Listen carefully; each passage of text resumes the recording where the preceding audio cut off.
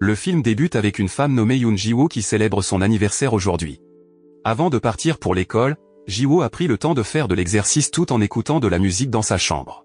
En chemin vers l'école, elle a été suivie par un policier qui voulait lui poser des questions au sujet de son père, un criminel et un trafiquant de drogue.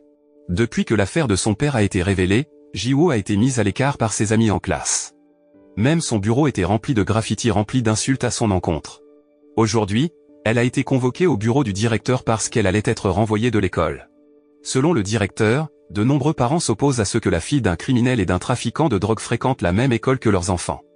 En revenant en classe, Ji-woo a trouvé un tas de déchets sur son bureau. En ayant assez, elle a finalement attaqué ses amis et provoqué une bagarre. Elle a ensuite remis un mot à un de ses professeurs, puis a quitté l'école en colère. En arrivant devant chez elle, Ji-woo a vu une voiture de police qui l'attendait toujours. Elle a attaqué la voiture, ce qui a provoqué une poursuite policière. Ji-woo a continué de courir jusqu'à la plage pour échapper à la police. Une fois là-bas, elle s'est assise en se remémorant les moments passés avec son père. Depuis son enfance, elle avait été élevée avec amour par son père, mais elle ne pensait toujours pas que son père était un criminel. Quand Ji-woo est rentrée chez elle le soir, il s'est avéré que la police qui l'avait poursuivie l'attendait toujours devant sa maison. Mais elle est entrée chez elle en ignorant la présence de la police. Pendant ce temps, son père, Yoon Dong-gun, essayait de l'appeler depuis une cabine téléphonique. Au début, elle a ignoré l'appel, mais finalement, elle a décroché. Son père lui a demandé comment elle allait et lui a souhaité un joyeux anniversaire. Mais parce qu'elle était très en colère, Ji-woo a dit à son père qu'elle en avait assez de vivre ainsi et l'a accusé de toutes les souffrances de sa vie. En entendant cela, son père lui a promis de résoudre bientôt son problème. Cependant, Ji-woo était déjà déçue. Elle ne voulait plus attendre son père et pensait qu'il était mort. En arrivant en voiture, Dong-gun a allumé son téléphone portable, qu'il n'avait pas utilisé depuis longtemps. Ensuite, il a lu un message de Ji-woo se plaignant de sa vie misérable. Il était déterminé à rentrer chez lui pour la voir sans y réfléchir à deux fois. Une fois sur place, Dong-gun a attaqué le gardien de police devant sa maison jusqu'à ce qu'il perde connaissance, puis il s'est précipité dans la maison. Lorsqu'il a essayé d'ouvrir la porte, Ji-woo s'est réveillée en entendant du bruit venant de la porte. Elle s'est précipitée vers la porte pour savoir ce qui se passait. En regardant dehors par le Judas, Ji-woo a vu son père blessé par balle, et de l'autre côté se trouvait un homme mystérieux se dirigeant vers la sortie. Voyant cela, elle a ouvert la porte.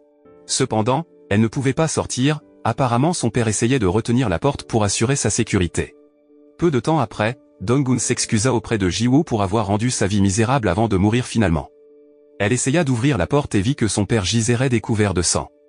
Elle éclata en larmes tout en serrant le corps de son père. Le lendemain, un groupe de personnes en costume noir, dirigé par un homme nommé Choi Moo-jin, vint au funérarium. Ils sont les plus grands gangsters de la ville. Apparemment, Moo-jin, qui était le meilleur ami de Dong-gun, était venu rendre hommage à son ami décédé. Avant de partir, Ji-woo lui avait posé des questions sur le meurtre de son père, mais il répondit seulement que son père était son meilleur ami, en qui il avait le plus confiance. Avant la crémation du corps de son père, elle vit son père pour la dernière fois en se remémorant les moments heureux passés avec lui. Elle ne comprenait pas pourquoi son père avait soudainement entrepris un travail aussi dangereux. Par la suite, Ji-woo se rendit au commissariat pour s'informer de l'avancement de l'enquête sur le meurtre de son père. À sa grande surprise, le dossier du meurtre de son père avait été clos faute de témoins ou de preuves. En entendant cela, elle se mit en colère et montra les images de la caméra de surveillance à la scène du crime, mais l'officier de police la réprimanda et blâma son père pour être un criminel en fuite. Cette nuit-là, les hommes de Moo-jin lui rapportent que Ji-woo est venu le voir. En l'apprenant, il la laisse entrer. Dans son quartier général, elle voit des gens occupés à compter de l'argent et à emballer de la drogue. Une fois à l'intérieur de la pièce, elle remet les images de la caméra de surveillance à Moo-jin. Elle lui demande de trouver le meurtrier de son père car elle prévoit de tuer cette personne de ses propres mains. Alors il se lève et tend un couteau à Ji-woo en lui disant de le poignarder. Malheureusement, elle n'ose pas le blesser ni le tuer. Par conséquent, Moo-jin dit qu'il ne veut pas l'aider et la met dehors. En rentrant à la maison, Ji-woo entend soudain frapper à la porte. En jetant un œil par le Judas de la porte, elle aperçoit quelqu'un en manteau noir qu'elle avait vu la nuit du meurtre de son père. Prise de peur, elle essaie de se cacher sous la couverture jusqu'à ce qu'il parte. Mais finalement, Ji-woo décide de se lancer à la poursuite de l'homme pour venger son père. Elle continue de le traquer avec un club de golf, mais il a malheureusement disparu. Apparemment, Ji-woo ne renonce pas. Elle poursuit ses recherches du meurtrier de son père en affichant des images de la caméra de surveillance sur le mur. L'affiche dit que toute personne fournissant des informations sur la personne sur la photo recevra une récompense de 5 millions de wons. Le lendemain, alors qu'il se dirigeait quelque part, Moo-jin aperçut accidentellement une affiche collée sur un mur et décida d'agir. Peu de temps après, Ji-woo reçut un appel d'un homme affirmant avoir des informations sur le meurtrier de son père. En entendant cela, elle partit avec un petit couteau et rencontra l'appelant mystérieux. Arrivé sur les lieux du rendez-vous, il s'avéra que l'appelant n'était qu'un voyou de la ville et son gang qui voulait lui voler de l'argent. Ils l'agressèrent et la mirent dans le coffre de la voiture. Alors qu'elle était dans le coffre, elle entendit le bruit d'une voiture qui s'arrêtait. Ji-woo tenta d'ouvrir le coffre tout en attaquant les personnes à l'extérieur. À sa grande surprise, la personne qui avait arrêté la voiture était Moojin, tandis que les voyous avaient été battus par ces hommes. Après cela, Moojin dit à Ji-woo d'arrêter de chercher le meurtrier de son père et de continuer sa vie normalement. Se sentant coupable envers son père défunt, elle refuse sa demande. De plus, elle ne permettra pas à la police de clore le dossier du meurtre de son père comme ça. Voyant sa détermination, il lui dit que si elle veut se venger, elle doit d'abord apprendre à tuer des gens. Après cela, Moojin emmène Ji-woo dans un endroit près de la mer et du port, qui était le terrain d'entraînement des combattants de son organisation. Il lui explique que tous ces hommes seront formés là-bas avant d'être engagés par lui. Moojin donne ensuite des ordres à ces hommes présents pour entraîner Ji-woo. Cependant, tous les hommes de Moojin sont surpris car c'est la première fois qu'une femme souhaite s'entraîner comme combattante avec eux. Le lendemain, un homme nommé Jung Ta-ju, qui est le bras droit de Moojin, déclare qu'il n'est pas d'accord avec la décision de son chef d'accepter Ji-woo au sein de leur organisation. Mais Moojin dit qu'il la laissera venger son père. Sur le terrain d'entraînement, Ji-woo est dirigée vers une pièce par un homme nommé Do Gang-jae, qui lui dit qu'à partir de maintenant, elle doit laver et nettoyer le terrain d'entraînement. Cependant, s'ils reconnaissent ses compétences, elle sera transférée ailleurs. En même temps, certains des hommes de Moojin traitent Ji-woo très durement. Elle est même maltraitée par l'un d'eux jusqu'à ce qu'une bagarre éclate. Heureusement, les autres hommes les arrêtent. Comme elle ne veut pas perdre de temps, Ji-woo s'entraîne seule tous les soirs. Peu de temps après, Moojin vient la voir. Il lui demande si elle compte toujours survivre, et elle répond qu'elle fera tout pour devenir plus forte. Entendant sa déclaration, Moojin lui enseigne quelques astuces de survie et lui dit tous les points faibles du corps humain. Il l'entraîne à différentes techniques de combat, et presque tous les jours, il la regarde s'entraîner et devenir plus forte. En résumé, le jour est venu de déterminer le membre le plus fort du gang, et le gagnant sera transféré ailleurs et pourra travailler pour Moojin. Celui qui peut résister à l'attaque de son adversaire jusqu'au bout sera déclaré vainqueur. Pendant le combat, Gang-jae semble toujours tenir bon, mais apparemment, Ji-woo peut encore survivre et se relever. Voyant cela, Gang-jae l'attaque, mais finalement, Ji-woo remporte le combat alors qu'il est rendu inconscient par elle. Après s'être réveillé, Gang-jae est déjà dans sa chambre, tandis que son ami se moque de lui en regardant une vidéo de son combat précédent. Se sentant humilié par Ji-woo pour l'avoir battu, Gang-jae les invite à faire quelque chose contre elle. D'un autre côté, l'eau de boisson de Ji-woo avait été droguée par quelqu'un jusqu'à ce qu'elle se sente étourdie. Peu de temps après, l'un des amis de Gang-jae essaie toujours de les empêcher, lui et son ami, d'aller dans la chambre de Ji-woo. Lorsqu'ils sont sur le point de passer à l'acte, heureusement, Ji-woo est encore un peu consciente et peut leur faire face. Entendant le tumulte, Ta-ju vient dans la chambre de Ji-woo pour les arrêter. Après cela, il emmène Gang-jae auprès de Moojin et lui dit que Gang-jae prévoyait de faire du mal à Ji-woo. En entendant cela, Moojin est déçu par Gang-jae et prend son épée pour la brandir devant lui. Menacé de la sorte, Gang-jae s'agenouille en demandant pardon. Cependant, Moojin est déjà déçu par lui.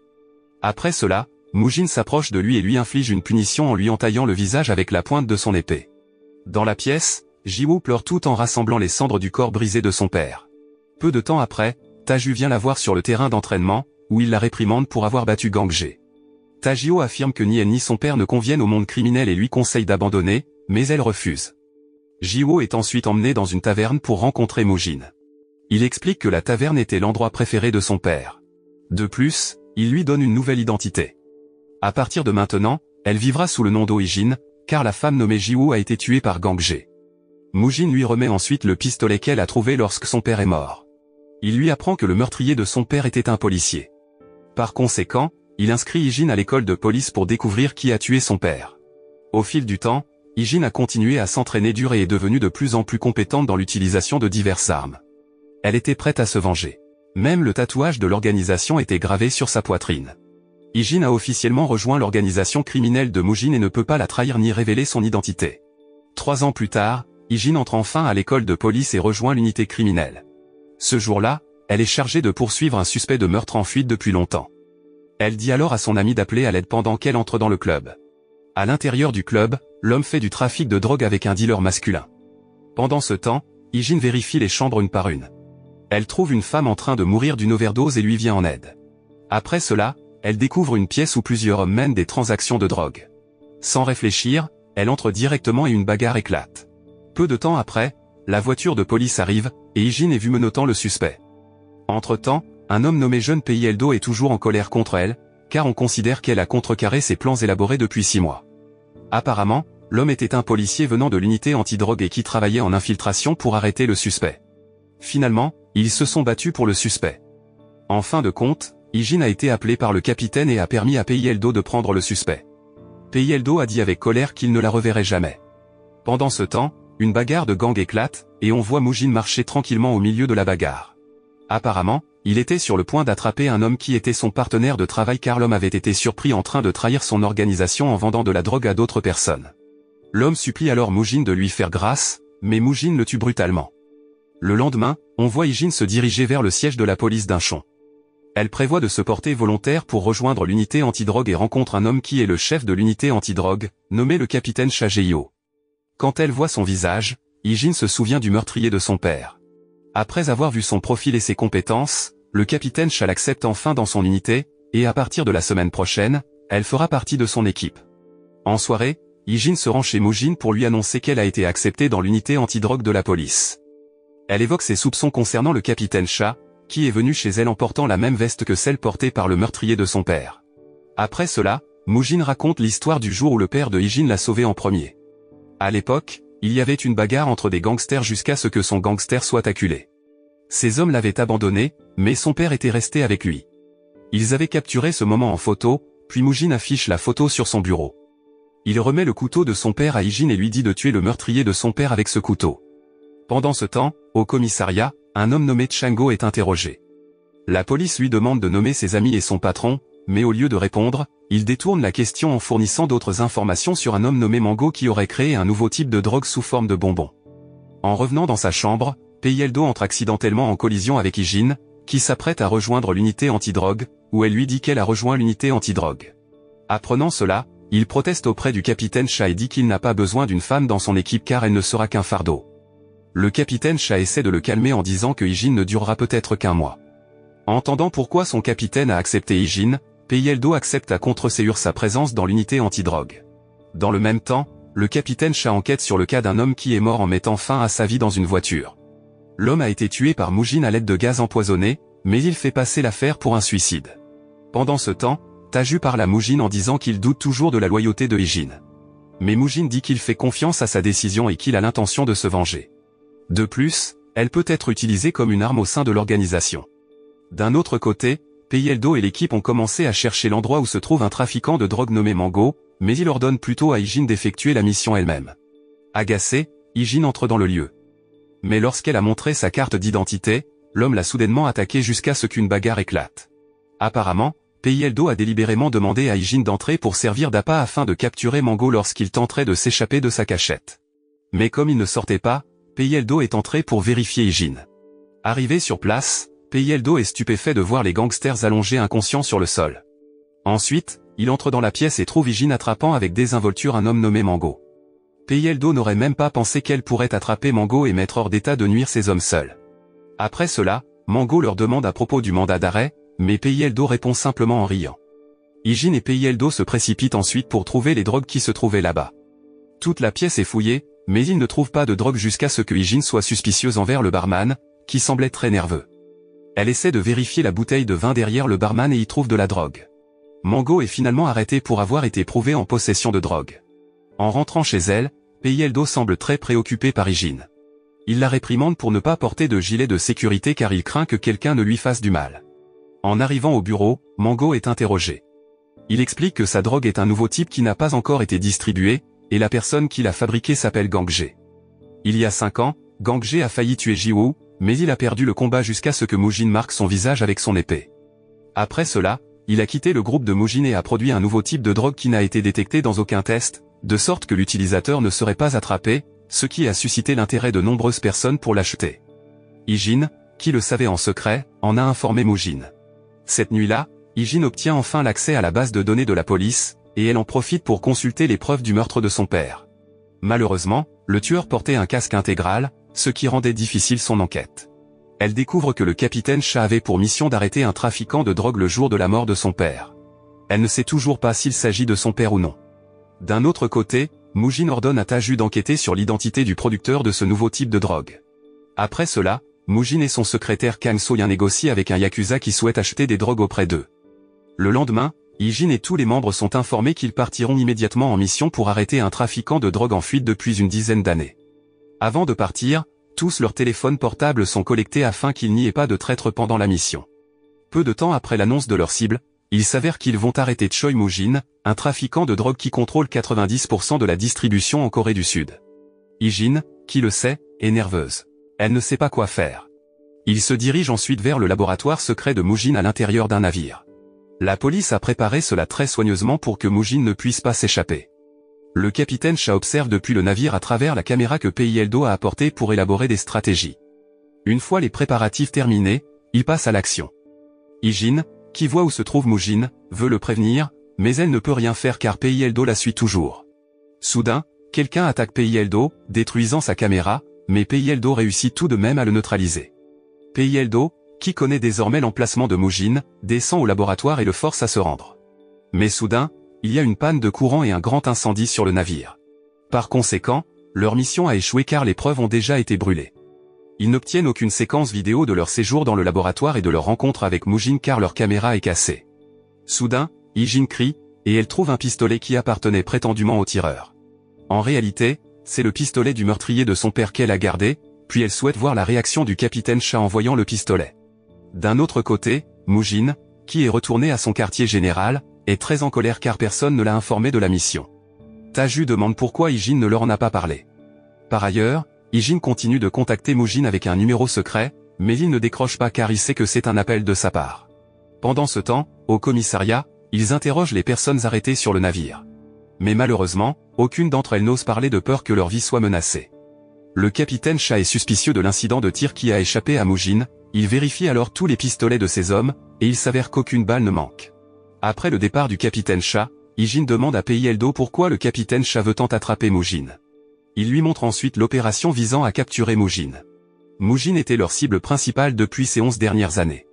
Il est le leader du plus gros gangster de la ville d'Incheon, et même tout le trafic de drogue en Corée du Sud est sous son contrôle. Mais malheureusement, Muujin est très doué pour cacher les preuves, et il n'a pas été attrapé.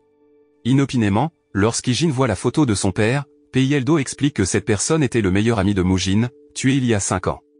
Après cela, Pei-il-do, Hee-jin et leurs amis se retrouvent dans un café en buvant du soju. Ils parlent de la raison pour laquelle le capitaine Cha est tellement obsédé par la capture de Muujin. L'un d'entre eux dit que le meilleur ami du capitaine Cha a été tué par Muujin, alors il veut se venger. Mais jusqu'à présent, ils ne connaissent pas l'identité de son meilleur ami.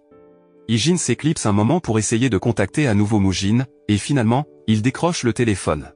Elle s'excuse de ne pas avoir eu le temps de lui dire car la mission était si impromptue. Elle dit qu'il y a 3 points de caméra cachés dans son hôtel. Sachant cela, Muujin est très surpris car il doit y avoir un traître à proximité. Pendant ce temps, le capitaine Cha déballe ses vieux documents chez lui, mais étrangement, il garde une photo du père de Hee-jin. Par ailleurs, Muujin démonte toutes les caméras de police de son hôtel. En même temps, les policiers qui le savent en informent le capitaine Cha. En entendant cela, il est de plus en plus soupçonneux qu'il y ait un traître dans son équipe. D'un autre côté, Gang Jae est vu très ivre. Il est très heureux car il va bientôt exécuter la mission qu'il a planifiée depuis 5 ans. Peu de temps après, Gang Jae et ses hommes attaquent la zone d'entraînement de Dongjun et attaquent tout le monde là-bas. Il parvient à attraper Taju, mais il ne le tue pas. Pendant ce temps, le capitaine Cha et son équipe reçoivent des ordres par téléphone pour se rendre dans la zone de Dongjun.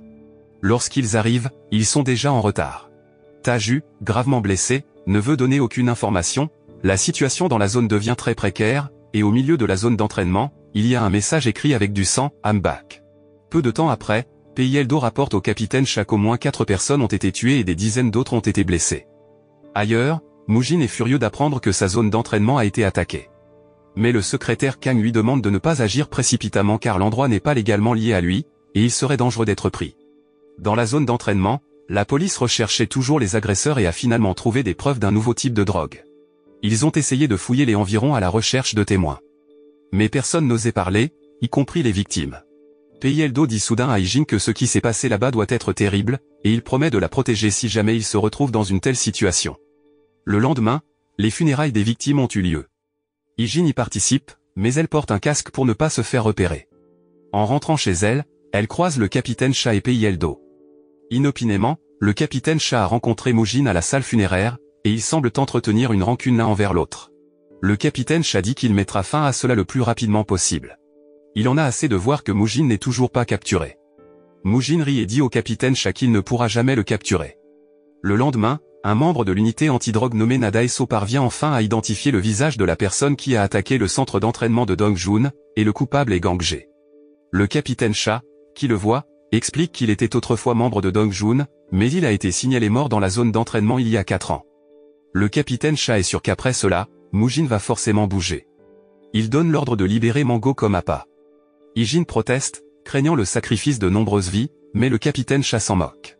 Par ailleurs, Muujin reçoit un message de Ijin lui faisant part du plan du capitaine Cha. Voyant cela, il annule sa mission. À la station de police, le capitaine Cha et son équipe sont perplexes quant à l'absence d'action de Dongjun. Ensuite, il rit et dit que Muujin s'effondrera de lui-même parce que quelqu'un a trahi son organisation. Muujin reçoit à nouveau un message de Ijin, indiquant qu'il y a un traître qui va rencontrer le capitaine Cha. Pendant ce temps, Taju, qui se trouve dans sa voiture, découvre une lettre accompagnée d'un nouveau type de drogue. Dans la lettre est écrit une invitation à rencontrer l'expéditeur de la lettre car cette personne connaît la position de Gang Ge. Sans réfléchir, Taju s'y rend. D'un autre côté, Ijin monte à l'étage en portant un casque intégral pour les espionner et observer plus clairement le traître de Muujin. Inopinément, à son arrivée en haut, elle tombe sur Pei-Eldo, qui l'attaque, réalisant que tout cela n'est qu'un piège du capitaine Cha et de Pei-Eldo. Le capitaine Cha veut savoir qui est le traître de son équipe en utilisant Taju comme appât. Il fait cela car il se méfie de Ijin depuis que beaucoup de données ont été divulguées depuis son arrivée. Pendant ce temps, Ijin, ressentant de la douleur, rapporte à Muujin que Taju vient de rencontrer le capitaine Cha, puis elle lui demande d'être prudent et de ne pas agir précipitamment. Le matin venu, Ijin obtient des informations sur le propriétaire du pistolet utilisé pour tuer son père. Elle se précipite au bureau pour en parler au capitaine Cha, portant un couteau pour se venger. Elle demande qui est Jong-so, puis Pei-Eldo entre dans la pièce, alors elle abandonne son intention de l'attaquer. Le capitaine Cha répond que Jong-so est son meilleur ami, décédé après avoir rejoint son unité, et que le tueur est Yoon Dong-gun, qui est son père. Après cela, Ijin va voir Muujin pour lui demander si son père a déjà tué un policier. Il le nie et dit que le capitaine Cha fera tout pour les piéger car le capitaine Cha est une personne rusée. Lorsqu'Ijin retourne au bureau, Pei-Eldo essaie de l'inviter à boire du soju avec lui ce soir. Malheureusement, elle refuse son invitation. Apprenant cela, ses amis dans la pièce se moquent de lui en pensant qu'il l'apprécie mais qu'il a été rejeté. Il s'avère que Ijin a refusé parce qu'elle cherchait Gang Ge, mais Pei-Eldo l'a suivi secrètement sans s'en rendre compte. Incapable d'en supporter plus, Pei-Eldo monte dans la voiture de Ijin. Il lui demande pourquoi elle agit seule pour surveiller Mango. Il soupçonne qu'Ijin ait d'autres objectifs. Elle répond qu'elle était contrariée que Mango ait été relâché, même s'il avait été prouvé qu'il possédait un nouveau type de drogue. Finalement, ils ont suivi sa voiture jusqu'à ce qu'ils arrivent à l'ancienne usine abandonnée. Ils sont ensuite entrés tous les deux. Peu de temps après, Gang Ge arrive là-bas pour conclure un marché avec Mango. Mais il s'avère que c'était juste un piège tendu par Gang Ge, qui les attaque alors. Ailleurs, Muujin, passant du temps dans un café, réalise que les gens autour de lui le ciblent, mais il les attaque en premier. D'un autre côté, Ijin et Pei-Eldo sont finalement capturés, et Gang Ge, qui sait désormais qui est vraiment Ijin, se moque d'elle pour avoir rejoint la police. Une Ijin exaspérée le provoque en combat. À la station de police, le partenaire de Pei-Eldo informe le capitaine Cha qu'il est injoignable. Ensuite, ils ont suivi sa localisation. Heureusement, Muujin est parvenu à vaincre Gang Ge, mais il est choqué lorsqu'il reçoit une photo de Ijin, que Gang Ge menace de tuer. Voyant cela, Muujin se précipite sur les lieux à toute vitesse. Il s'avère que les menaces de Gang Ge ne sont pas vaines. Il met Pei-Eldo et Ijin dans une voiture et abaisse une immense presse en fer vers la voiture. Heureusement, Muujin arrive à temps et parvient à les sauver tous les deux. Soudain, le son de la sirène d'une voiture de police se fait entendre, et Muujin, qui l'entend, s'enfuit de là. Peu de temps après, le capitaine Cha et son équipe arrivent. Ils se méfiaient de la voiture de Muujin qui était sur place. Cependant, Pei-Eldo et Ijin sont retrouvés impuissants. Par ailleurs, Taju retrouve Muujin. Taju est très déçu de sa décision d'agir de manière imprudente en partant seul. Entendant cela, Muujin réprimande Taju et le compare au courage de Ijin, qui l'a aidé à bord du navire et a compromis sa couverture, alors que Taju ne pouvait que râler. Le lendemain, Pei-Eldo force le capitaine Cha à arrêter Gang Ge, mais le capitaine Cha réplique que Gang Ge peut être arrêté à tout moment car celui a suspecté est Ijin. Malheureusement, Pei-Eldo n'accepte pas cela. Il croit que Ijin est une personne très digne de confiance. Ensuite, il se rend dans sa salle de soins, et elle semble inconsciente. Peiyeldo n'avait aucune idée que la femme qui ne voulait pas partir et qui s'était battue pour lui serait en fait suspectée. Par la suite, Peiyeldo et son équipe se sont déplacés rapidement. Ils cherchaient des informations sur l'emplacement de Gangje. En même temps, le gang de Dongjun recherche l'emplacement de Gangje. Pendant ce temps, Peiyeldo et son équipe finissent par attraper l'un des hommes de Gangje et obtiennent des informations sur l'emplacement des autres membres. D'autre part, le gang de Dongjun continue de chercher l'emplacement de Gangje, mais ils ne parviennent pas à le trouver non plus. Taju rapporte ensuite à Mujin qu'il n'a pas encore pu trouver Gangje. Entendant cela, Mujin devient méfiant envers Taju et pense qu'il pourrait avoir trahi et caché l'emplacement de Gangje. Cette nuit-là, Ijin ne s'était pas encore réveillée de sa léthargie et avait fait un mauvais rêve. Elle a vu son père, qui s'éloignait d'elle et ne voulait pas se retourner. Ijin, se sentant frustrée, a essayé de crier jusqu'à ce qu'elle se réveille soudainement. Inopinément, Peiyeldo, qui était à ses côtés, la calme. Il lui raconte alors pourquoi il est devenu policier. Dans le passé, lorsque son frère cadet célébrait sa remise des diplômes dans une boîte de nuit, quelqu'un avait mis de la drogue dans son verre. Mais en raison de sa santé fragile, son frère cadet est mort sur place. En réalité, il ne sait pas qui est le coupable, mais il est déterminé à attraper tous les trafiquants de drogue. Après cela, Peiyeldo invite Ijin à célébrer son rétablissement avec ses amis policiers. Ijin, qui était autrefois très réservé, est devenu plus intime. À leur insu, Taju les observe secrètement et en rend compte à Mujin. L'apprenant, il prépare le vol de Ijin pour que sa couverture ne soit pas révélée. À la station de police, le capitaine Cha inspecte la voiture qui a été écrasée cette nuit-là. De l'inspection, il trouve quelque chose d'étrange. Il ordonne à quelqu'un de retracer tous les appels téléphoniques passés par Ijin jusqu'à présent. En même temps, Mujin appelle Ijin. Il lui dit de faire ses bagages car il va l'envoyer à l'étranger. Mais elle refuse car elle veut accomplir sa mission. Le matin suivant, Ijin retourne au travail. Elle rencontre son équipe qui a réussi à arrêter plusieurs suspects parmi les membres du gang de Gangje. Peiyeldo semble très heureux. Il dit que bientôt, ils attraperont Gangje. Soudain, un homme nommé Jio Jinse, un détective de police, salue Ijin. C'est lui qui a pourchassé son père il y a 5 ans. En voyant leur proximité, le capitaine Cha a deviné que les deux se connaissaient déjà. Jin se répond qu'il connaissait Ijin quand il était agent des crimes graves. Il sait que Ijin essaie de dissimuler des faits et lui donne une carte de visite pour l'inviter à dîner. Après cela, le capitaine Cha demande à Jinse de discuter ensemble. Il demande s'il a réussi à trouver la fille de Dongun, et il mentionne le pistolet de Dongun qui a disparu soudainement et est réapparu. Étonnamment, Jinse admet qu'il ne connaît pas la fille de Dongun. Il dit qu'il veut rentrer chez lui, puis est approché par Ijin. Elle lui demande pourquoi il fait semblant de ne pas la reconnaître. Entendant cela, il sourit et dit que le capitaine Cha est le tueur de son père, puis il s'en va de là. De loin, le capitaine Cha observe les deux. Il s'avère que Jinse est allé rencontrer Mujin au quai. Il est l'informateur de Mujin au sein de la police. Il découvre que Mujin a fait entrer Ijin dans la police. Il menace de révéler le déguisement de Ijin si Mujin ne veut pas lui fournir plus de drogue. Le soir venu, Ijin se rend chez Mango. Elle menace Mango, qui a donné des informations sur elle à Gangje. Elle lui donne 2 choix, Mango sera arrêté pour tentative de meurtre, ou il dira à Mujin s'il est le subordonné de Gangje qui a attaqué son organisation. À cause de cela, Mango lui donne enfin des informations sur l'emplacement de Gangje. Et sans réfléchir, elle en informe Mujin. Inopinément, il s'avère que Mango signale l'incident à Gangje, puis Gangje appelle le capitaine Cha parce qu'il sait que le capitaine Cha veut attraper Mujin. Ensuite, Gangje propose de révéler l'emplacement de Mujin s'il veut le laisser partir. Pendant ce temps, Mujin se prépare à se rendre à l'endroit donné par Ijin, mais Taju soupçonne que c'est un piège, d'autant plus que l'information vient de Ijin. Malgré tout, Mujin part toujours car il a confiance en Ijin.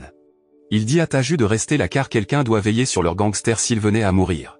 Le jour de la réunion arrive, Gangje, qui était déjà sur place, a essayé d'appeler le capitaine Cha, mais il n'a pas répondu car lui et son équipe étaient cachés pour se préparer à attraper Gangje et Mujin en même temps. Peu de temps après, Mujin et ses membres arrivent. Sans attendre longtemps, les 2 plus grands gangs de Corée passent à l'action pour montrer qui est le véritable maître. Après que de nombreux membres de gang tombent, le capitaine Cha donne des instructions pour tous les attraper, en particulier Gangje et Mujin. Pendant ce temps, Gangje et Mujin se battent, essayant de se tuer mutuellement. Voyant cela, Ijin voulait aider Mujin en tirant sur Gangje, mais elle ne l'a pas fait après que Gangje soit tombé. Inopinément, Gangje sortit son canif de l'intérieur de sa chaussure, il l'enfonça continuellement dans le corps de Mujin. Ensuite, Ijin pointa son arme sur Gangje, puis dit à Mujin de s'enfuir. Au lieu d'avoir peur, Gangje riait d'elle. Il pensait qu'elle était stupide et ignorante. Voyant cela, Ijin ne savait pas ce qui se passait vraiment. Au même moment, Peiyeldo s'approcha de Hee-jin et Gang-je. Il lui dit de poser son arme. Sachant qu'il y a d'autres policiers là-bas, Gang-je se désarme, mais soudain Hee-jin le tue d'un coup de feu. D'un autre côté, en fuyant, Mujin rencontre le capitaine Cha, qui est sur le point de le capturer, mais bientôt Taju vient à son secours avec une voiture. Mujin est conduit dans le tunnel. Il confie temporairement tout son travail à Taju, pendant qu'il disparaît pour se faire soigner ses blessures. Après avoir marché assez longtemps, il arrive enfin dans un temple. Il reçoit des soins d'un moine. Le lendemain, Hee-jin, qui a tué quelqu'un pour la première fois, est constamment tourmenté par le souvenir de Gang-je. Cette nuit-là, Peiyeldo est venu chez elle pour lui apporter de la nourriture, car il savait que Hee-jin était encore traumatisé. Il lui conseille de ne pas rester seul quand il commence à neiger, car il fera très froid. Il essaie de la réconforter sans discuter de la tragédie précédente, mais Hee-jin, de peur d'être découverte en sachant qu'elle connaît déjà Gang-je, décide de fabriquer une histoire pour ne pas révéler sa véritable identité. Hee-jin raconte à Peiyeldo qu'autrefois, elle a failli être violée par Gang-je et qu'on lui a donné de la drogue tout en montrant les cicatrices sur ses mains. Elle dit que c'est la raison pour laquelle elle est devenue policière. Peiyeldo, qui entend cela, éprouve une grande compassion pour elle et la croit sans la moindre suspicion. D'un autre côté, Mujin réalise enfin que son vieil ami s'est repenti et est devenu moine bouddhiste. Il conseille à Mujin de se reposer encore quelques jours au temple jusqu'à ce qu'il soit complètement rétabli. En même temps, le capitaine Cha rassemble son équipe pour traquer Mujin dans toutes les zones situées dans le rayon de leurs soupçons. D'un autre côté, Hee-jin reçoit une lettre adressée au nom de Ji-woo. Lorsqu'elle ouvre l'enveloppe, elle est très surprise car il n'y a pas de photo de son père en uniforme de police avec le nom de Song Jong-so, le propriétaire du pistolet. Soudain, elle se souvient de ce que Gang-je lui avait dit, qu'il la trouvait stupide. Il s'avère que la lettre était bel et bien de Gang-je, qui est maintenant mort. Soudain, elle reçoit un message vocal de Mujin lui demandant de le rejoindre. Lorsqu'Hee-jin arrive au temple où se trouve Mujin, elle lui demande si son père était policier tout en montrant une photo de son père en uniforme de police. Mujin explique que son père a été envoyé par le capitaine Cha, mais qu'il a ensuite choisi de rejoindre son gangster, et même que son père lui a sauvé la vie. Depuis lors, ils sont devenus proches. Il dit que le père d'Hee-jin avait plusieurs noms pour se protéger. Par le passé, Mujin voyait souvent le père d'Hee-jin partir secrètement quelque part en souriant joyeusement et en apportant beaucoup de nourriture. À partir de là, il a découvert que le père d'Hee-jin avait une fille, et maintenant il a décidé de prendre soin d'elle. Mujin termine son récit en disant que le tueur de son père est le capitaine Cha. Et il ne l'accepte pas car ses hommes l'ont trahi. Hee-jin est maintenant encore plus confuse sur ce qui s'est réellement passé. Auparavant, le capitaine Cha lui avait dit, sans savoir qu'elle était la fille de Jong-so, que le tueur de son père était un subordonné de Mujin. Dans un café, on voit Peiyeldo accompagner le capitaine Cha, ivre. Après tout, il se sent stressé parce qu'il n'a toujours pas réussi à attraper Mujin jusqu'à présent. Le capitaine Cha est sur le point d'abandonner tout espoir, mais Peiyeldo continue de l'encourager. Au même moment, Mujin appelle Taju pour tuer le capitaine Cha parce qu'il croit que Hee-jin ne peut pas accomplir sa mission. Peu de temps après, Peiyeldo ramène le capitaine Cha, déjà très ivre, à son appartement. Après s'être assuré que le capitaine Cha est en sécurité, Peiyeldo le quitte. Sans s'en rendre compte, un homme est entré dans l'appartement du capitaine Cha et l'a poignardé à plusieurs reprises. Accidentellement, Hee-jin, qui se rendait à son appartement, est tombée sur le tueur, mais elle ne le soupçonnait pas. Cependant, elle a été choquée en voyant la poignée de porte couverte de sang. Ensuite, elle s'est précipitée à l'intérieur. Soudain, le capitaine Cha tire sur Hee-jin parce qu'il pense que Hee-jin est un messager de Mujin envoyé pour le tuer. Mais elle révèle au contraire qu'elle est venue se venger de la mort de son père, et en entendant cela, le capitaine Cha se tait. Avec le peu de force qui lui reste, le capitaine Cha, déjà en état critique, remet à Hee-jin une enveloppe. Il lui dit de partir avant que d'autres policiers n'arrivent pour l'arrêter. Confuse, Hee-jin obéit à ses paroles, et effectivement, Peiyeldo est revenu dans l'appartement du capitaine Cha quand elle s'est enfuie. Arrivé dans la voiture, Hee-jin a vérifié le dossier qui lui avait été remis. Il s'avère que son père était autrefois un policier infiltré pour attraper Mujin, sa couverture était très bonne, et il est même devenu un ami proche de Mujin. Le jour de l'anniversaire de Mujin, son père lui offre un briquet. Mujin, qui apprécie énormément son ami, ne se sépare jamais de ce briquet, même quand il le bête en tenant l'allumette. Mais il s'avère qu'il y a un dispositif d'écoute dans l'allumette. Peu de temps après, Mujin trouve des morceaux de papier dans la machine à écrire de son père. Sur ce morceau de papier, il réalise enfin que le père d'Hee-jin est un policier qui fait des rapports sur lui chaque jour, en prétendant aimer écrire des histoires fictives. Il ne s'attendait pas à ce qu'une personne qui lui faisait autant confiance le trompe tout ce temps. Hee-jin ouvre ensuite l'enveloppe que son père avait préparée au cas où il mourrait. La lettre contient des excuses de son père pour n'avoir pas été un bon père. Il s'excuse de ne pas avoir pu prendre soin d'elle jusqu'à ce qu'elle grandisse. Il s'excuse de ne plus pouvoir partager de moments spéciaux avec elle. En plus de cela, il veut voir l'homme que sa fille aime, la voir se marier et avoir un mignon petit-fils. Mais tout cela n'arrivera pas. Il espère que sa fille pourra vivre bien et heureuse. C'est son seul souhait. En lisant cela, Hee-jin fond en larmes. Elle ne pensait pas avoir vécu dans un mensonge tout ce temps. Tout son corps était soudain très faible. À l'hôpital, il s'avère que le capitaine Cha n'est pas encore mort. Il a reçu un traitement chirurgical. D'un autre côté, Hee-jin décide de se faire retirer le tatouage sur sa poitrine parce qu'elle sait déjà sur qui elle doit se venger. Après cela, elle est allée à l'hôpital pour voir l'état du capitaine Cha. Après avoir découvert la vérité, elle ressent une grande compassion pour lui. Arrivée sur place, Hee-jin rencontre Pei-Eldo. Il croit que l'attaque contre le capitaine Cha doit être liée à Mujin. Agacé, Pei-Eldo promet qu'il attrapera bientôt le coupable qui est Mujin. Quand il a demandé comment allait Hee-jin, un médecin et une infirmière sont soudainement sortis de la salle d'opération. Heureusement, l'opération du capitaine Cha s'est bien passée. D'autre part, Taju informe Mujin que le capitaine Cha est sain et sauf. Il dit qu'Hee-jin est sur les lieux de l'attaque. Entendant cela, Mujin ordonne à Taju de régler son compte au capitaine Cha. Il s'est avéré que l'auteur de l'attaque contre le capitaine Cha était Taju. Taju est vu en train de soigner sa main gravement blessée, tandis qu'Hee-jin soigne sa main effleurée par la balle du capitaine Cha. À la station de police, Pei-Eldo examine diverses photos de l'agression contre le capitaine Cha. Soudain, il se souvient de l'incident avec Hee-jin lorsqu'il a tiré sur Gangje. Pei-Eldo commence à soupçonner Hee-jin, mais elle disparaît rapidement de ses pensées. D'autre part, Mujin, qui est toujours au temple, reçoit des informations de son secrétaire selon lesquelles il est impliqué dans la mort de Gangje. Elle lui rappelle de ne pas agir précipitamment. Finalement, il découvre que Pei-Eldo a caché des preuves prouvant qu'Hee-jin est celle qui a tué Gangje. Tandis qu'Hee-jin s'apprêtait à quitter la maison, elle a été soudainement attaquée par les hommes de Taju, qui avaient pour mission de la tuer. Heureusement, elle a réussi à survivre et à éliminer tous ces hommes. Sachant cela, Taju est entré chez elle. Avant de l'attaquer, il a expliqué qu'il avait toujours voulu tuer quelqu'un qui trahissait Mujin. Mais jusqu'à présent, Mujin a toujours éliminé les traîtres de ses propres mains, et en entendant cela, Hee-jin l'a attaqué. En utilisant la main blessée de Taju, Hee-jin a enfin réussi à le battre. Dans ces dernières secondes, il a dit qu'ils n'étaient pas très différents et qu'ils étaient tous les deux des meurtriers. Entendant cela, Hee-jin l'a poignardé à mort. À la station de police, toutes les équipes sont occupées à rechercher et à rassembler des preuves. Daeso reçoit un appel d'un médecin qui avait l'habitude de soigner les blessés au temple Chonwang. Sans réfléchir, ils se sont rendus au temple, mais alors qu'ils s'apprêtaient à partir, ils ont été surpris par l'arrivée de Mujin, qui s'est soudainement rendu. Après cela, Pei-Eldo interroge Mujin. Il informe Mujin que ses empreintes digitales sont sur le couteau qu'il a utilisé pour poignarder Gangje, faisant de Mujin le cerveau unique de l'attaque contre le capitaine Cha. Mais Mujin dit avec arrogance que bientôt il échappera à toutes les accusations. En apprenant cela, Hee-jin se précipite à la station de police et se rend directement dans la salle d'interrogatoire. Là, elle explique qu'elle le jettera en prison en utilisant toutes les preuves dont il dispose. Avec des sentiments de colère et de ressentiment, Hee-jin insiste sur le fait que cette fois, Mujin ne pourra pas s'échapper.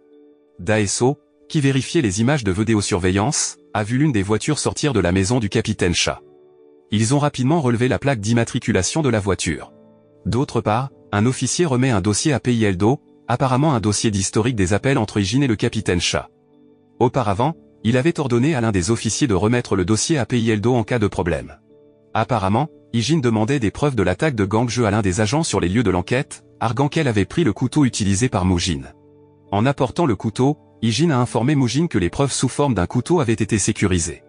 Pendant ce temps, Daeso et les autres agents ont découvert que la plaque d'immatriculation était celle d'Hee-jin.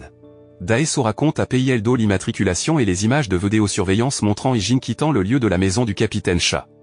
Après avoir visionné la vidéo, Pei-Eldo ordonne son arrestation, mais il s'avère qu'elle a réussi à s'échapper avec la preuve du couteau.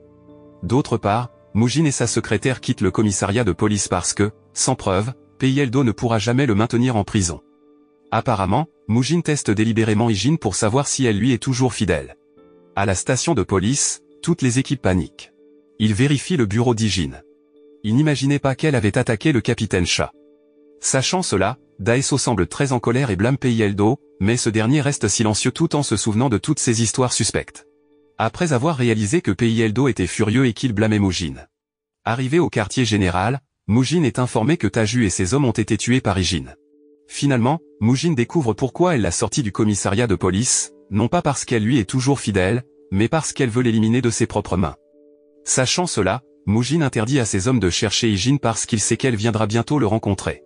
D'autre part, Peiyeldo est vu en train de vérifier l'état de la maison du capitaine Cha. Il trouve l'enveloppe du reçu funéraire des parents d'Hijin. Lorsqu'il voit l'emplacement, son collègue l'appelle soudainement et lui dit de se rendre chez Hijin. Arrivé chez Hijin, Peiyeldo voit l'état de la maison, très désordonnée et couverte de sang. En regardant dans l'armoire, il ne trouve pas d'album photo du père d'Hijin. Sachant cela, il se dirige vers le lieu d'inhumation. Pendant ce temps, Hijin est venue aux funérailles de sa mère et a dispersé les cendres de son père. Avant de partir, elle promet de mettre fin à tout cela et de se venger. En chemin, elle rencontre accidentellement Peiyeldo, qui la poursuit. Il demande à Hijin de se rendre et lui dit qu'il est très déçu d'elle pour lui avoir menti. Peiyeldo parvient à menotter les mains d'Hijin et l'emmène au commissariat de police.